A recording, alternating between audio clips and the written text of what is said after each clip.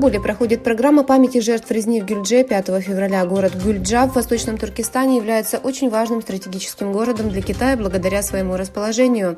Кровавая резня произошла в последние дни Рамадана 5 февраля 1997 года.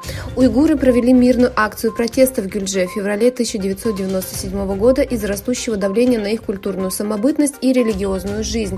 В ответ китайская полиция открыла огонь по толпе. За прошедшие 26 лет страдания жителей Восточного Туркестана не утихают. Программа памяти мучеников Гюльджи и китайских преследований, организована Федерацией жителей Восточного Туркестана и Илийским уйгурским фондом, проходит 5 февраля в культурном центре Козлы-Чишме в Зейтинбуру. Согласно сообщениям китайских СМИ, на пленарном заседании Синьцзянской авиационной группы в Восточном Туркестане Коммунистическая партия Китая объявила о создании 14-й авиационной группы. Партия объявила, что в период пятилетнего плана при поддержке режима начнется процесс строительства 8 аэропортов. Соответственно, в случае завершения проекта, который продлится до 2025 года, количество гражданских аэропортов в Восточном Туркестане планируется увеличить до 33. Китайский режим сокращает количество уйгуров с одной стороны путем произвольного задержания, с другой стороны путем заключения жителей Восточного Туркестана в концентрационные лагеря или тюрьмы, депортации молодежи в китайские провинции и другие регионы для принудительного труда. Председатель Генеральной ассамблеи ООН Чаба Кёрёши, посетивший Китай в течение 4 дней, начиная с 1 февраля, не затронул уйгурский вопрос на переговорах с китайскими официальными лицами.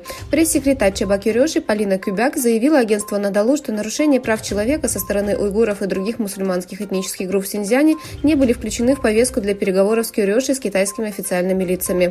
В отчете, опубликованном в прошлом году Управлением Верховного комиссара Организации Объединенных Наций по правам человека, говорилось, что Китай, возможно, совершил преступление против человечности, против уйгуров. Министерство обороны США объявило, что по их оценке над Латинской Америкой пролетел еще один китайский шпионский аэростат. Китай признал, что первый обнаруженный высотный аэростат принадлежал ему. Государственный департамент США объявил об отсрочке визита государственного секретаря Энтони Блинкена в Пекин на следующей неделе после того, как в воздушном пространстве США обнаружили принадлежащий Китаю аэростат.